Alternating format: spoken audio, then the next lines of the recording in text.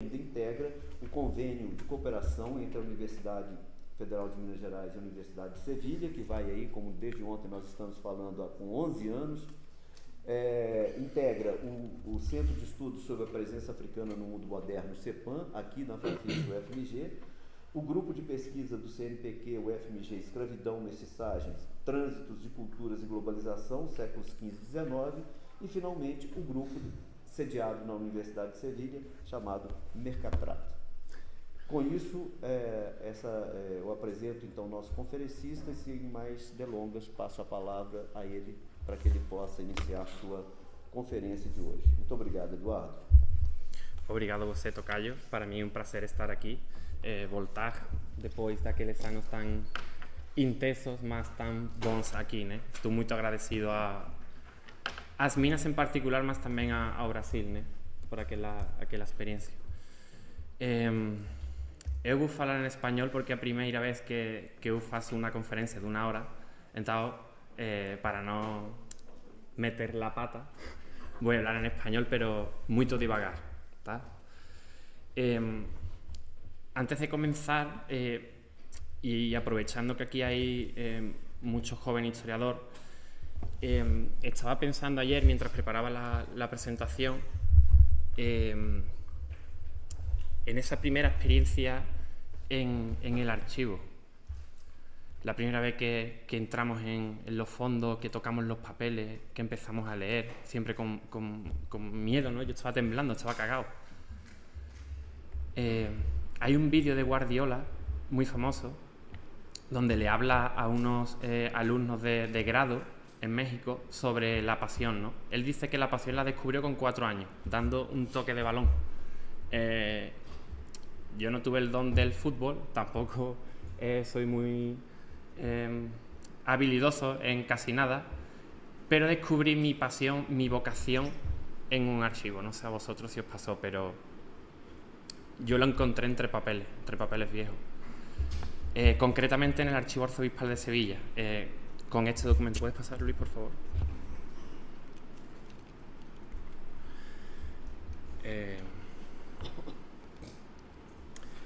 Encontré esta petición de licencia de matrimonio de casualidad, cuando todavía era estudiante del último curso del grado de Historia.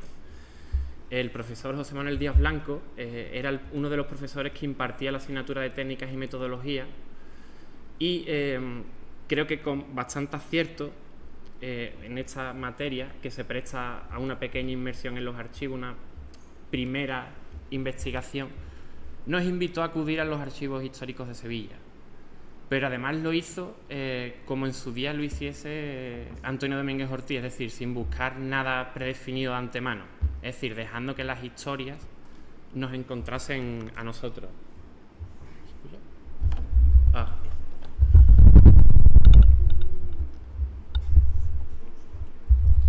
Ese, ¿no?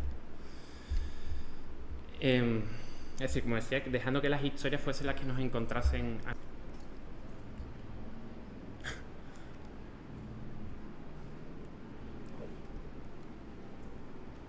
Mejor. Además de confirmar su soltería, Miguel se denominó a sí mismo como mulato libre de cautiverio y declaró que era hijo de Juan Bautista y Silvestra Bejarano, asimismo libres, y que había nacido en Lebrija, una pequeña villa al sur de la ciudad de Sevilla, a medio camino entre la ciudad y Sanlúcar de Barrameda, desde la frontera, y Cádiz, ¿no? Los importantes puertos del Atlántico andaluz. ¿Puede pasar, Luis, por favor? Por el contrario, la que acabaría convirtiéndose en su mujer, María de Trujillo, nació en Sevilla y era hija de Diego de Trujillo y de Isabel de Aroca. Asimismo, la mujer testificaría que, aunque en algún tiempo parezca ser el susodicho Miguel esclavo cautivo, consiente y da por bien el casarse con él. Es decir, María era lo que hoy denominaríamos como una mujer blanca. La lectura del caso me atrapó, me fascinó por completo. Las preguntas surgían a borbotones. Necesitaba saber más, ¿no? Fue en ese momento, ¿no?, en el que me di cuenta de que esto era lo que yo de verdad quería hacer. Investigar historia y además hacerlo desde los archivos históricos. De hecho, de esa primera inmersión en los archivos salió un pequeñito trabajo que se llamó Gentes de color en el ocaso sevillano. Menos mal que en ese mismo momento le dieron a los profesores Rafael Pérez García y Manuel Fernández Chávez aquí presente un proyecto de investigación. Comencé a trabajar con ellos y enmendaron esta verborrea, ¿no? Pero volver años después a este caso ha sido una experiencia muy grata. Primero porque, a pesar de que ahora me dedico a la historia, ¿no?, de manera profesional, sigo entendiendo el oficio del historiador como una vocación, como un hobby.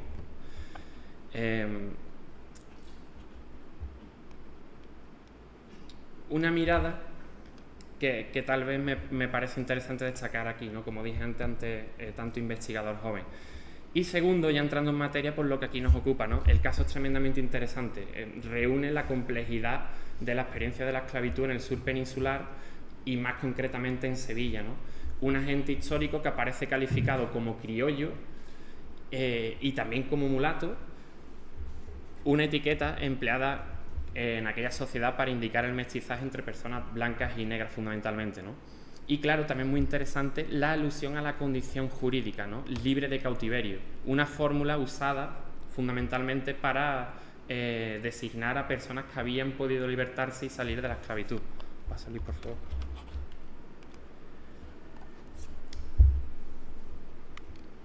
Esta conferencia la voy a dedicar al análisis de este tipo documental, la serie de expedientes matrimoniales del Archivo General del Arzobispado de Sevilla.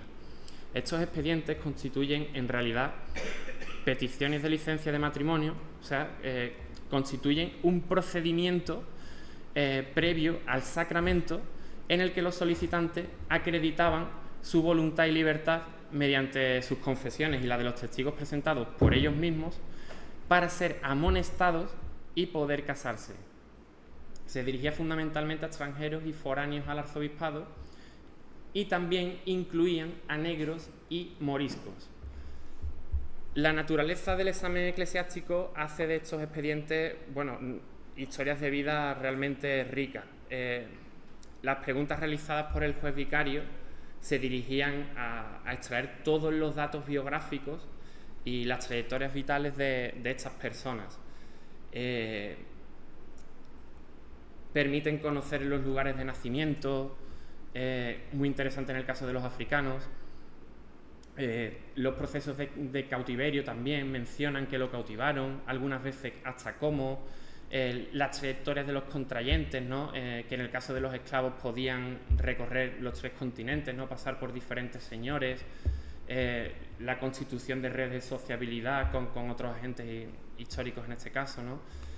A veces que sobrevivían a distancias oceánicas, los vamos a ver. El conocimiento de la cultura jurídica, el acceso y uso de las instituciones de poder, en este caso de la justicia eclesiástica, para, bueno, su propio beneficio o para defender sus intereses. Las edades a los que estos agentes, bueno, primero salen de África, están en Sevilla y acceden al matrimonio, lo cual es fundamental para entender los ciclos vitales de la población esclava. El grado de conocimiento de la lengua, la referencia a bozal, ladino, de la escritura a través de las firmas, firmar los que saben escribir. En fin, son realmente fuentes muy ricas a nivel cualitativo y también serial. Y por supuesto, bueno, la necesaria presencia de varios testigos en el proceso para respaldar lo declarado por estos peticionarios, ¿no?, lo que permite a profundizar en el complejo universo de relaciones de la población esclava y los vínculos creados por ellos. Pasa, Luis, por favor. El marco normativo del matrimonio en el Arzobispado de Sevilla, que cubría, por cierto, un espacio que ocuparía hoy las actuales provincias de Sevilla, Cádiz, Huelva, la comarca de Antequera y municipios al sur de Badajoz, es decir, es más grande que lo que hoy es Sevilla, estuvo regulado por las constituciones sinodales y ya en 1564 una vez se publica por el Concilio de Trento. El análisis de estos corpus jurídicos revela una progresiva atención y sistematización sobre el acceso de los extranjeros a este sacramento y, sobre todo desde Trento, que ofrece un marco común en el mundo católico, ¿no? Pero como vamos a ver, el caso de Sevilla ofrece una serie de adaptaciones bastante interesantes. Pasa, Luis, por favor.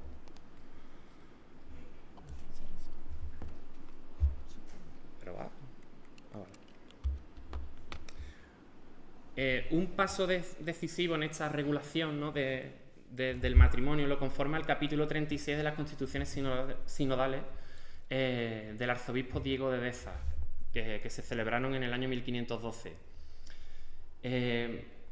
Bueno, leo un poco, porque habemos sabido que muchas personas extranjeras vienen a esta nuestra diócesis, provincia, diciendo ser solteros, se casan por segunda vez, como son personas no conocidas, no puede ser sabido el impedimento.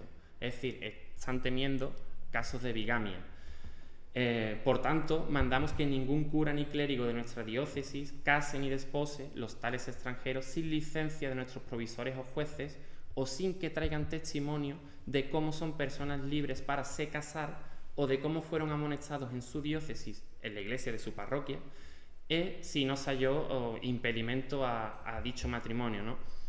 Es decir, aquí lo que está revelando esto es la afluencia masiva de extranjeros, de población migrante al arzobispado sevillano y su consecuente casamiento, ¿no?, en Sevilla. Se establece ya un primer procedimiento, ¿no?, para que no se despose nadie sin una serie de informaciones básicas, ¿no?, para no incurrir en este delito. ¿Puedes pasar? No, paso yo.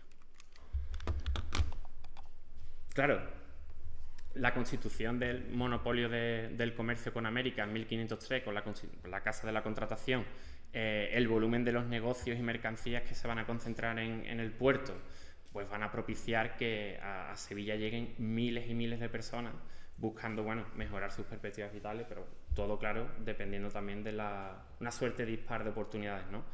Como puede comprobarse en el gráfico, la población de la ciudad de Sevilla no para de crecer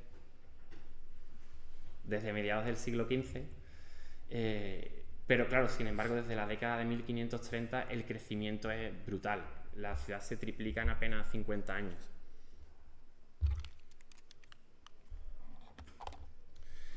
Este flujo presentó, claro, una diversidad de perfiles, ¿no? No lo leo entero, pero esta descripción del historiador Luis de Peraza venía a decir de la gran muchedumbre de extranjeros, así de este reino de España como fuera de él. Bueno, y ahora aquí cita burgaleses, toledanos, cordobeses, leoneses, valencianos, catalanes, navarros, portugueses, sicilianos, gente de todas partes, ¿no?, flamencos. Y lo que aquí nos interesa, al final dice: hay moros esclavos de todas las partes de África, cristianos e infieles. Hay infinita multitud de negros y negras de todas las partes de Etiopía y Guinea, de los cuales nos servimos en Sevilla y son traídos por la vía de Portugal. Es decir, en paralelo a este crecimiento demográfico, también se produce otro crecimiento del volumen de la población esclava en la ciudad.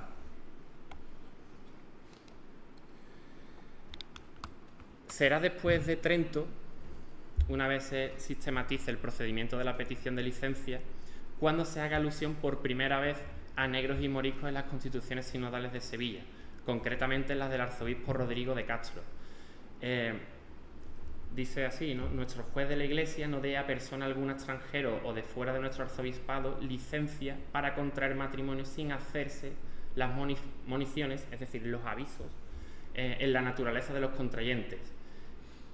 Información de que es libre y no tiene impedimento para casarse, excepto si bastantemente probar haber venido a tal lugar y residido en él de edad que no pudo ser casado en otra parte. Pero al final dice: mandamos se guarde también en los mandamientos de los negros y moriscos. Claro, la población esclava, si la ciudad se ha triplicado, la población esclava se ha multiplicado, de hecho más, ha crecido más.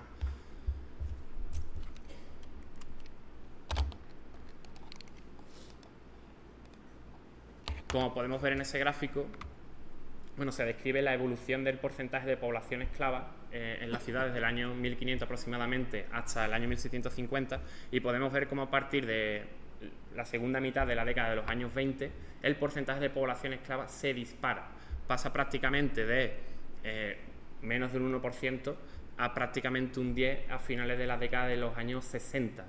bueno, nada comparable a los porcentajes de población esclava de Villarrica, por ejemplo, ¿no? En el siglo XVIII, ¿no? Que entiende también el marco en el que nos estamos moviendo, ¿no? Pero bueno, es una población bastante grande. En términos absolutos, solo contamos con la referencia del libro de la Casa del Arzobispo de 1565, que arrojó un total de 6.300 esclavos, perdón, el equivalente a más de un 7% de la población, y en el conjunto del arzobispado 44.700, básicamente, un 10% de la población. Hay otro elemento muy importante en esto, que es la guerra de las Alpujarras. Este conflicto en el oriente andaluz propició la llegada solo a la ciudad de más de 6.000 moriscos, 4.000 de ellos deportados y 2.000 de ellos reducidos a esclavos. Claro, la población a la que hay que vigilar se multiplica de forma exponencial. De ahí el apunte que se hace en las constituciones sinodales, ¿no?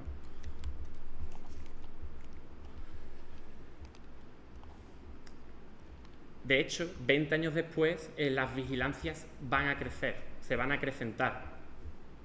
Se repite la misma disposición, pero se añade: se excusen de recibir testigos que sean negros y moriscos por el peligro grande que la experiencia nos enseña, que han de perjurarse prestándose los unos a los otros sus dichos. Es decir, la institución eclesiástica lo que está tratando de impedir es que negros y moriscos participen de los procedimientos, de las peticiones de licencia, de otros negros y moriscos. ¿Para qué? Para que no engañen al juez eclesiástico en este caso, ¿no? Bueno, después hablaré sobre esto. La estructura del examen es básicamente la siguiente. Una primera parte de apertura donde las personas solicitan que se recabe información para poder casar. Un segundo momento donde se realizan las confesiones a los contrayentes. Un tercero donde se toma declaración a los testigos, un número que varía entre 2 y 4. Los autos con las amonestaciones, es decir, la orden para que en caso de que se apruebe se realicen las amonestaciones. Las amonestaciones, como, bueno, en el catolicismo se colocan en un tablón de la iglesia un papel: fulanito de tal va a casarse con tal, si alguien tiene algún impedimento que lo denuncie. O sea, el que hable ahora o calle para siempre de las películas, ¿no? Y también, no aparece siempre, pero también puede haber otro quinto elemento, que son los impedimentos, cuando alguien denuncia que hay aquí un problema, y las respectivas alegaciones de los interesados, que es la parte quizás más jugosa de estos pleitos, ¿no? O de estos procesos.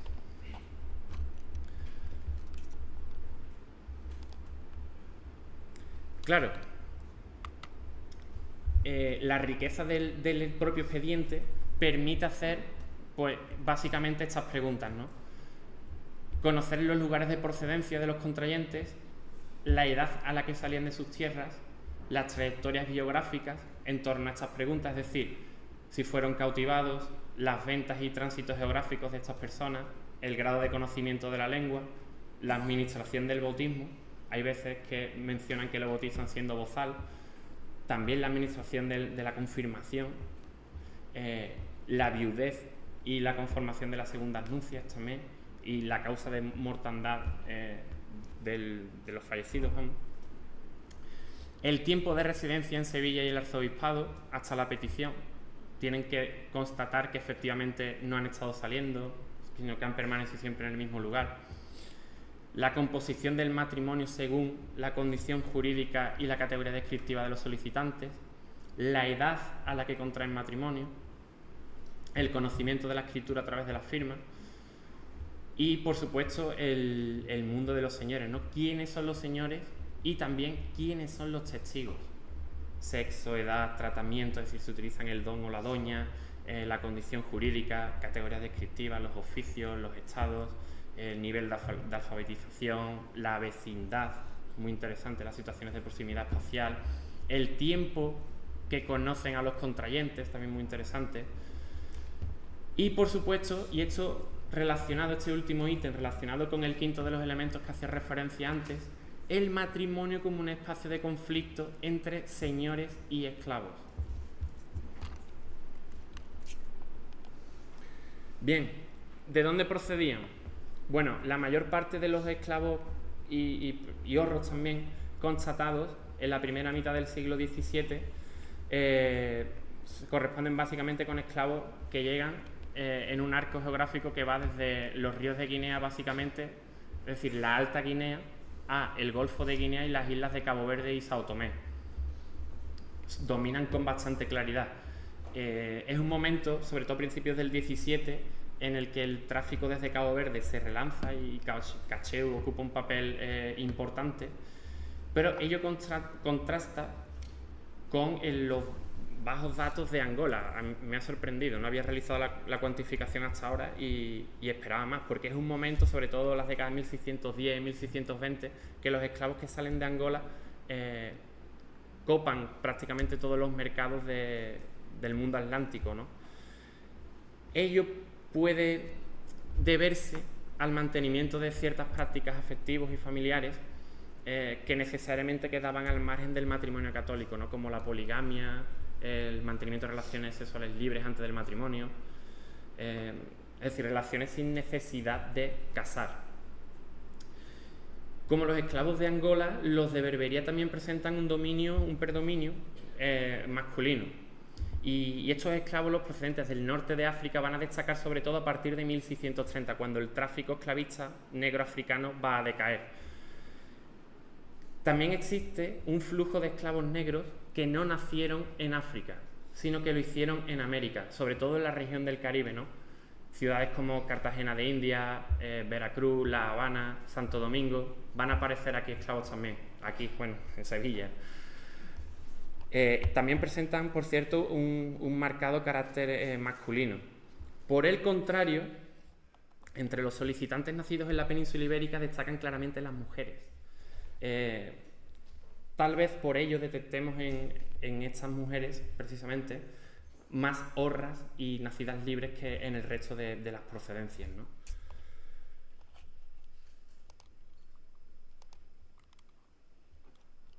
Claro, los grupos descriptivos sobre todo van a constatar una preponderancia de los esclavos negroafricanos, ¿no? También de los morenos, que es sinónimo en este contexto. Les van a seguir los berberiscos, pero también ya tenemos aquí un porcentaje relativamente pequeño de mulatos, y yo me pregunto si en realidad este porcentaje no está infraestimado, es decir, si las personas que nacen fruto de un mestizaje, que ya han nacido libres o que se han liberado, no prescinden de la calidad de la categoría descriptiva, porque el porcentaje de población mulata o de otras categorías descriptivas como membrillo cocho, membrillo cocido, en esta época es bastante mayor. Es interesante, ¿no? Hasta que no he realizado la cuantificación no había caído en este detalle, necesita muchísima más atención. En cuanto a los perfiles jurídicos, claramente destacan los esclavos, sobre todo entre los hombres, y claro, el porcentaje de población horra y nacida libre es menor, pero en ellos ya observamos que destacan, hay un ligero predominio de las mujeres. Claro, esto está en consonancia por un lado con el mercado, pero sobre todo con los procesos de libertad, como en Minas Gerais, en la península ibérica, también se liberan más mujeres que hombres. Bueno, ¿a qué edad salían los esclavos de sus tierras? Pues es una cuestión difícil de precisar por la imprecisión del dato. En las referencias vienen acompañadas de indicaciones como poco más o menos, sería de edad de, o de incluso no sabe la edad. Veamos algunos ejemplos que traigo aquí, ¿no? María Prieta, de color negra, esclava, dijo que siendo moza, que no sabe la edad que tenía más que era muchacha, la trajeron de San Tomé. María, de color negro, sierva cautiva, dijo que es de edad de 30 años y que es natural de Bran, en Guinea. Allí nació y se crió hasta que sería de edad de 16 años, al cabo de los cuales la trajeron a esta ciudad de Sevilla, a donde habrá estado 16 años. Es decir, esta mujer parece que lo tiene un poco más claro, pero si sumamos las cuentas no no salen. Jacinta Rodríguez, esclava negra, dijo que es natural de Cacheu, reino de Cabo Verde, a donde estuvo 8 años poco más o menos, y después la trujeron a la ciudad de Cartagena de las Indias, a donde la bautizaron de 9 años poco más o menos, que se acuerda muy bien. Mariana dijo que era natural de Berbería, que siendo de edad de 3 años la cautivaron en frente de Orán, que siendo de 6 años la bautizaron en Orán, y siendo de edad de 20 años la llevaron de Orán a Málaga, donde estuvo 3 años en casa de Pedro González. Al cabo de ellos la trajeron a esta ciudad de Sevilla, donde ha estado 8 años en casa del dicho su amo, sin haber hecho ausencia de ella. Por el contrario, esta mujer parece que tiene bastante claro los momentos vitales, ¿no? Bueno, es imposible calibrar fehacientemente la edad en un momento en el que la gente realmente... Hay descripciones que son maravillosas, de gente que no sabe ni siquiera dónde ha nacido, mientras más no le conocer la edad. Con todo, si calibramos las edades medias, poco más o menos, los hombres saldrían de África con 17 años y las mujeres con casi 15 años de media. Es decir, salen relativamente jóvenes. Esto va a contrastar con el tiempo medio que están en Sevilla hasta la petición de la licencia de matrimonio. Los hombres tienen que esperar unos casi 11 años para poder casar. Las mujeres, por el contrario, un poquito menos, 10, pero bueno, una década. Claro, esto nos está hablando de la inserción de estas personas en el universo social, ¿no? de la realidad sociocultural de Sevilla. Claro, esto va a explicar en realidad que la edad media de acceso al matrimonio sea relativamente elevada para los cánones de la época. Por ejemplo, los hombres están en 26 años, 26,4, las mujeres en 25,5. Esto contrasta si lo comparamos con los grupos medios de Sevilla y Córdoba de la época, que registran una media de 23 años de media en los hombres y de 20 entre las mujeres. Es decir, ese retraso se traslada a la edad media de acceso, ¿no? Con relación a la composición de los matrimonios, atendiendo a la condición jurídica, la documentación revela que en torno al 65%, es decir, prácticamente el 70% de los enlaces en los que participan estos agentes, ambos contrayentes eran esclavos, fundamentalmente con distinto señor. Claro, esto está vinculado también con el perfil de las propiedades esclavistas de Sevilla, ¿no? Con la diseminación de las propiedades, ¿no? Pequeñas propiedades esclavistas, es decir, medias de 1 a 3 esclavos por señor. Lo que sí queda claro es que las esclavas encontraron más facilidades para casarse con hombres con diferente condición jurídica que los esclavos, ¿no? Los hombres esclavos van a casar un 14% solo con las mujeres libres, y mientras que las mujeres esclavas lo van a hacer en un 22%. Seguramente los brasileños aquí presentes les extrañe no ver aquí la palabra forro, forra, horro, horra. Es que en la documentación eclesiástica castellana esa palabra aparece muy poco. Los describen como negros libres de cautiverio, bueno, negros, mulatos, berberiscos, pero libres de cautiverio, libres. No se utiliza o muy poco la palabra horro o liberto. Eso nos dificulta la cuantificación de la población horra a partir de esta documentación.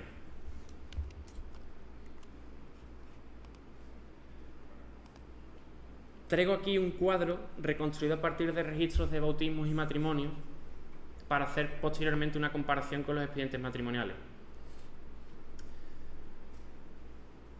El cuadro lo que revela o lo que indica es una imagen de relativa endogamia, es decir, hombres negros casan con mujeres negras, hombres berberiscos casan con mujeres berberiscas, moriscos con moriscas, indios con indias. ¿Qué es lo que ocurre? Que hay un elemento que hay que considerar en la población esclava y es el porcentaje de ilegitimidad. Las relaciones al margen de matrimonio abren un abanico infinito de posibilidades. realmente, si atendemos al cuadro de la ilegitimidad en la última fila, el único grupo que tiene de verdad o que mantiene un elemento sólido, es decir, recién nacidos que nacen en el seno de familias sacramentadas, son solo los moriscos, que por cierto presentan un porcentaje de endogamia del casi el 100%. El resto de los grupos, los porcentajes de ilegitimidad son bastante elevados. De hecho, en la población esclava de Sevilla, como en otros núcleos de la península ibérica o de la América española, incluso portuguesa, la ilegitimidad era altísima, estaba a la orden del día. Claro, eso abre un abanico de posibilidades para el desarrollo de las dinámicas de mestizaje muy importantes. Los expedientes también arrojan esa primera imagen endogámica, es decir, de patrones de comportamiento cerrado, ¿no? Esclavos que nacen en Cacheu casan con esclavas que han nacido en Cacheu, lo mismo con los Cabo Verdes, los Angolas, los berberiscos, pero no siempre es así. Contra cierta historiografía que tiende a simplificar África y a los africanos a una única realidad, a una única identidad en función de un color, la documentación, bueno, nos revela que esto es un poco más complejo, ¿no? Antón Negro, siervo cautivo, dijo que es natural de Guinea, en Biafra, y luego conjuntamente fue recibido juramento con forma de derecho a la dicha María de color negro, sierva cautiva, que dijo es natural de Bran, en Guinea. No es casualidad que se indique aquí el grupo étnico-lingüístico de estos esclavos, porque para esta sociedad hacía diferencia. Lo mismo con el mismo caso, ¿no? Antonio Tomás de León, negro, dijo que es esclavo cautivo y natural de Angola, a donde se bautizó, y Felipa Negra dijo que es esclava cativa y que nació en San Tomé, en Guinea, y allí se bautizó y crió. Es decir, hay que tener bastante cuidado cuando pensamos en los negros en términos de afrodescendencia, de identidad en función del color. Es más complejo. ¿Quiénes son los testigos? Bueno, realmente bueno, es muy interesante porque nos pone en relación con el universo relacional de estas poblaciones, ¿no? Nos lo muestra, ¿no? Son presentados por ellos, es decir, son los solicitantes los que eligen y presentan a los testigos. Claro, nunca contradicen sus declaraciones, sus versiones. Hay pequeñas diferencias algunas veces, un año, pero son mínimas. Normalmente esto está pactado, claro. Hay un ligero predominio masculino de un 55% frente a un 45% de mujeres. Fundamentalmente, esto es muy interesante, son personas libres de la sociedad receptora. ¿A qué me refiero con esto? Que no son antiguos esclavos ni nacidos libres, sino son blancos, por utilizar un concepto que nos sirve para entender esto, ¿no? Menos de un tercio son antiguos esclavos, descritos en la documentación como de color negro que dijo ser libre, negro libre, berberisco libre de cautiverio. Claro, esto tiene que ver con aquella norma del sínodo de 1604 en la que se insta a que no participen negros y moriscos en las peticiones de licencia, es decir, que no participen como testigos. En cuanto al perfil socioeconómico, es relativamente, por lo general, modesto. Entre los hombres encontramos a trabajadores, criados, lacayos, aguadores, soldados, lacayo está puesto 2 veces, despenseros, hortelanos, zapateros, albañiles, carpinteros, es decir, trabajadores en un amplio sentido o trabajadores domésticos en este caso. Y en el caso de las mujeres son fundamentalmente viudas, pero un 80 o un 90%. Eso también es muy interesante. Otro dato interesante es la proximidad espacial, lo que nos da una idea de los vínculos que se crean, ¿no?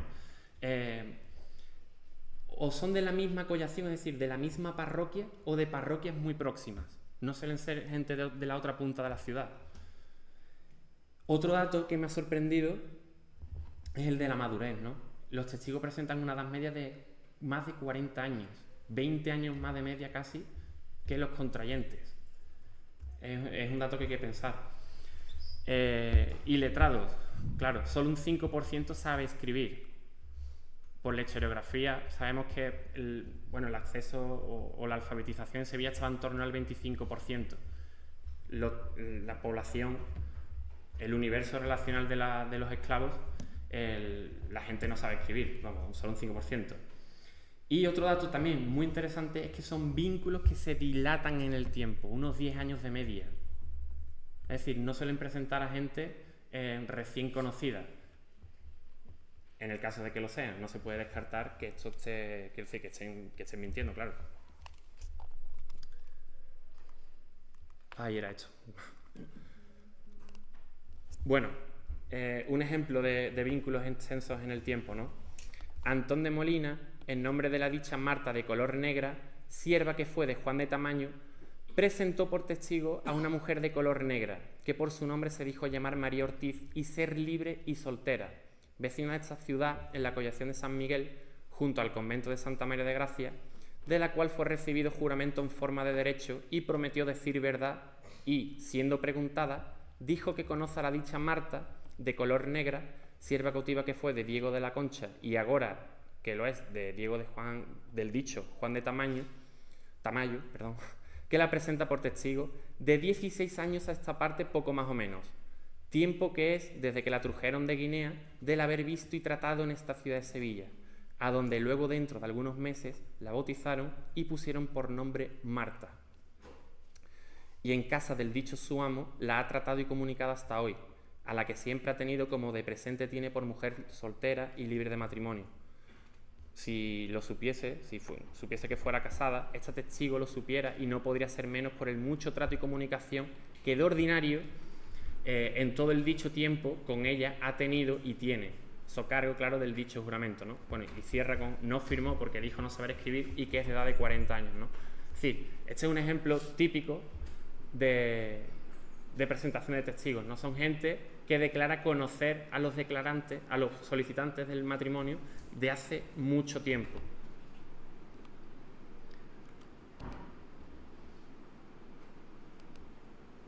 Otro detalle muy interesante de los testigos son los reencuentros transoceánicos. Es decir, gente que se ha conocido en América y que ahora vuelve a coincidir con ella en Sevilla y que mantienen esos vínculos de amistad, de sociabilidad. Por ejemplo, Manuel de color negro presentó por testigo a un hombre de color moreno que por su nombre se dijo llamar Baltasar y ser libre. Dijo que conoce al dicho Manuel de color negro de lo haber tratado en la ciudad de Santo Domingo, en las Indias, tiempo de 3 o 4 años, y al cabo de los años susodichos lo llevaron y asentaron en la dicha ciudad y nunca más lo ha visto hasta que habrá 2 años que lo vido en esta ciudad de Sevilla, a donde lo ha tratado de ordinario siempre hasta ahora, al cual siempre ha tenido como de presente, tiene por hombre soltero. Esto es una fórmula que siempre se repite, ¿no? Esto es súper interesante y no es un caso aislado. Es increíble cómo gente que se conoce en Cartagena de Indias vuelve a coincidir en Sevilla, o que se conoce en La Habana o en Maracaibo y mantienen el contacto.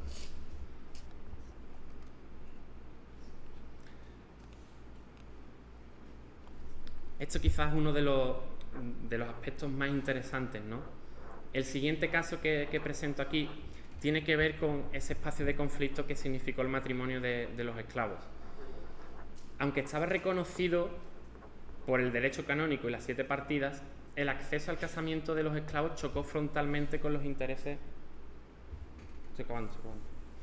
Chocó frontalmente con los intereses de los señores. Que veían una merma del dominio sobre estos esclavos por el necesario margen de libertad que implicaba la vida maridable. Ello provocó que el 90%, como dije antes, de los esclavos que nacen, o que los recién nacidos que nacen de madre esclava, sean ilegítimos. Con todo, los esclavos recurrieron a las instituciones eclesiásticas para que mediasen por ellos y poder casar, o, como es el caso, para que avalasen el matrimonio ante una más que posible venta en otro espacio, en este caso América. Es el caso de los esclavos Antón de Acosta y María de la Cruz, de color moreno, que, este Antón acudió a la justicia porque digo que a mi derecho conviene probar y averiguar cómo soy casado y velado legítimamente, porque el susodicho, el Señor, nos quiere enviar para las Indias. Pido y suplico, manda a ver información de testigos para guarda de nuestro derecho. Se convocaron a 3 testigos, uno de ellos el sacristán mayor de la parroquia donde se habían casado y velado. Otro caso interesante es este, el de Juan de Espinosa y Ana de San Lorenzo, ambos esclavos negros. Juan, de hecho, se encontraba preso en la cárcel arzobispal, lo mismo que su prometida, que se hallaba en otro cuarto de la dicha cárcel. No porque cometiesen algún delito, al contrario, Juan y Ana habían escapado del dominio señorial y se habían refugiado en las dependencias del palacio para que la autoridad eclesiástica los protegiera de sus señores y velasen para el cumplimiento del sacramento. De hecho, Juan firmó un poder notarial a José de Santa María, el procurador eclesiástico, para que lo defendiese y lo representase en la causa. Bueno, Juan era hijo de Juan Prieto de Espinosa y Francisca Díaz, también esclavo. Era natural de la Sierra de Huelva, de un pueblecito. Lo trajeron con 11 años a Sevilla. Y bueno, Ana por su parte nació en Canarias, en la isla de La Palma. Bueno, voy a avanzar. Volvamos al asunto. Doña María de Pedrosa, mujer de Juan Leiva del Castillo, el señor de este Juan, era la dueña fáctica del esclavo, ¿no? Se presentó en la boda oficiada en la parroquia de Santa Cruz diciendo que su esclavo está casado sin decir con quién ni dónde, de manera que los curas no quisieron concluir el sacramento, es decir, no quisieron acabar de casar a los novios. En el proceso, María de Pedrosa volvería a declarar que su esclavo está casado y maliciosamente pretende casarse de nuevo.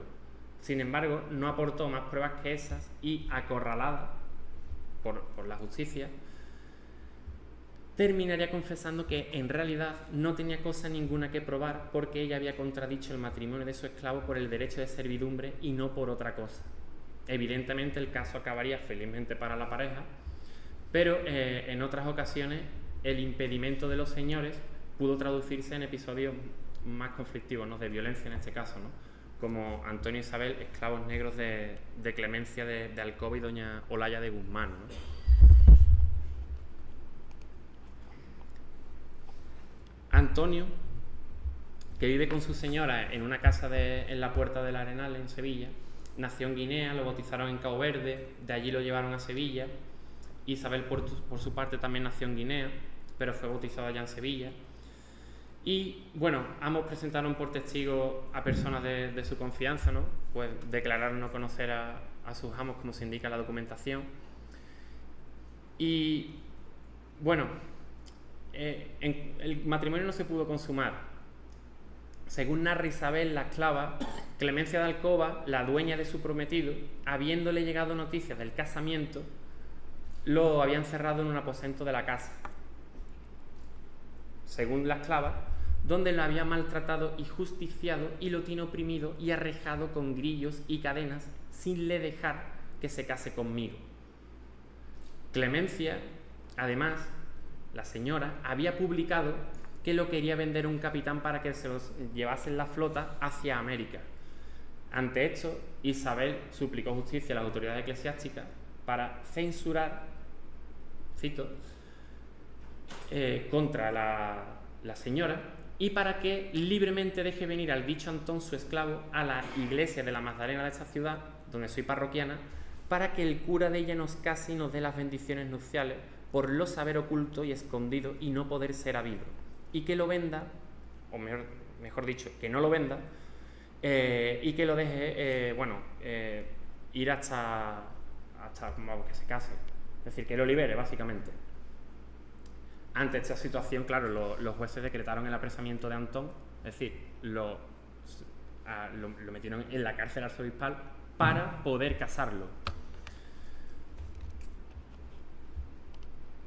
Bueno, en definitiva, estas fuentes son riquísimas, no son historias de vida, que además están narradas por estos agentes históricos a través, claro, de los agentes, de los escribanos eclesiásticos, perdón.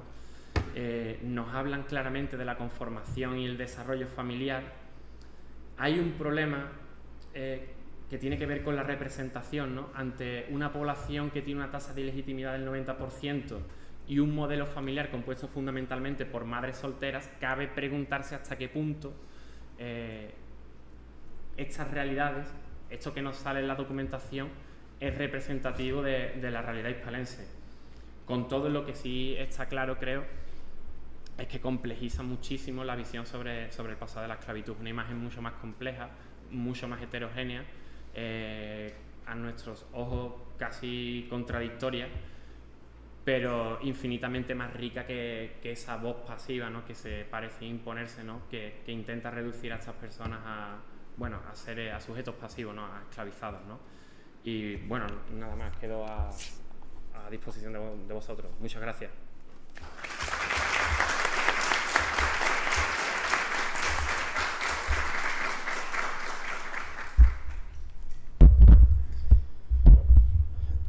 Bem, muito obrigado, professor Corona, pela conferência, novamente, especificamente falando de fontes, e me parece extremamente importante sua reflexão, porque isso nos coloca claramente que as fontes que nós utilizamos, que nós escolhemos, são elas produtos de histórias conectadas, assim como também os produtores dessas fontes, que são produtos desse ambiente, produtos desse contexto, que é um contexto absolutamente conectado. Portanto, me parece salutar pensar em histórias conectadas. O desafio de fazer histórias conectadas, histórias comparadas, é pensar que as fontes e quem as produziu também são produtos desse mesmo contexto. E nós precisamos considerar isso para estabelecer essas relações que nós queremos. Nós temos